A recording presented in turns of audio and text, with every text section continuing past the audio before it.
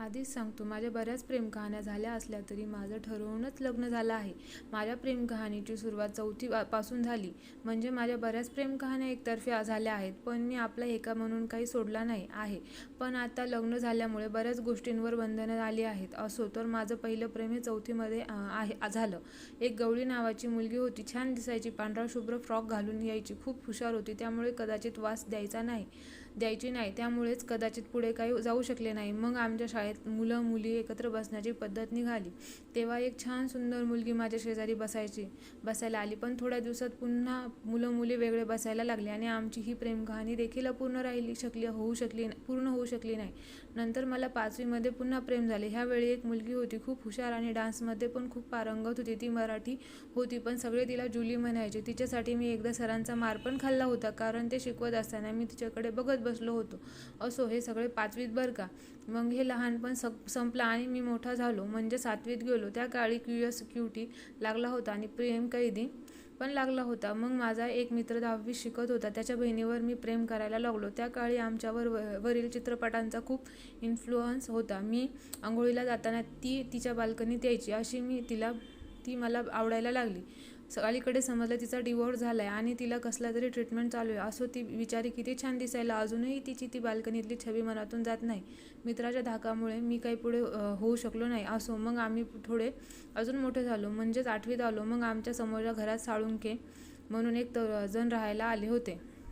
आमचं पहिलं प्रेम जमलं. ती मुलगी रोज तिच्या खिडकीत यायची आणि आम्ही दोघे एकमेकांकडे तासनतास पाहत बसायचो. नंतर आमचं भांडण झालं आणि प्रेम कहाणी तिथे संपली, कारण ती अजून दोघांशी प्रेमालाप करत होती. असो, मग आम्हाला आणखी एक मुलगी सापडली. ती आमच्या समोरच्या घरात राहायला आली होती. तिचं नाव खूप छान होतं, मौसमी. गल्लीतली सगळी मुलं तिच्यावर मारायची. ती हुशार होती. माझा एक मित्र तिच्या घरी बहिणीवर लाईन मारायचा. मग एकदा तिने आम्हाला बोलवून खूप झापला होता. मग नंतर मला तिच्या पाठी मागे लागायची हिंमतच झाली नाही. असो, मग मला वरची मुलगी होती ना, जिच्याशी माझं भांडण झालं होतं, तिच्या बहिणीशी प्रेम जमलं.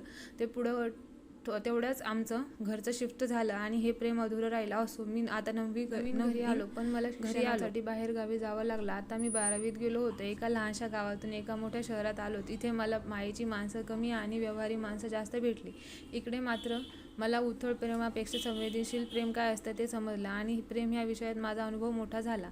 मी 3rd इयरला असताना माझा एक मित्र एका मुलीवर लाईन मारायचा. म्हणजे तसा तिच्या मधला इंटरेस्ट फक्त मजा करण्यापुरताच होता. त्याला वाटायचं आपल्या ह्या मित्राचं पण सूत तिच्या बहिणीशी जमवून द्यावं. किती चांगला होता माझा मित्र. मी पण लगेच म्हणालो, चालेल. आम्ही भेटायची वेळ ठरवली. बरोबर त्यावेळेस माझा मित्र त्या मुलीस घेऊन आला. मी खाली मान घालून उभा होतो, तसा मी लाजाळू होतो.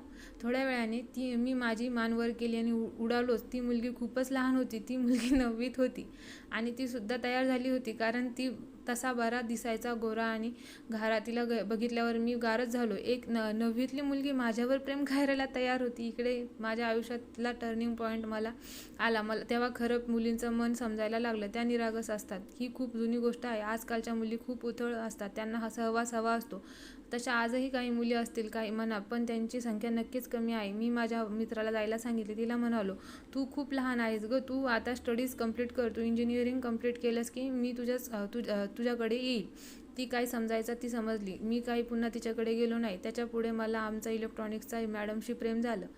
त्यांचे डोळे माझ्यासारखेच घारे होते. त्या क्लासमध्ये मी कधीच चुकवायचो नाही. त्यांच्या प्रेमात इतरही खूप मुले पडली होती. एकदा आमच्या एका मित्रांपैकी एक जण त्यांना म्हणाला होता की तुम्ही काजोल सारख्या दिसता.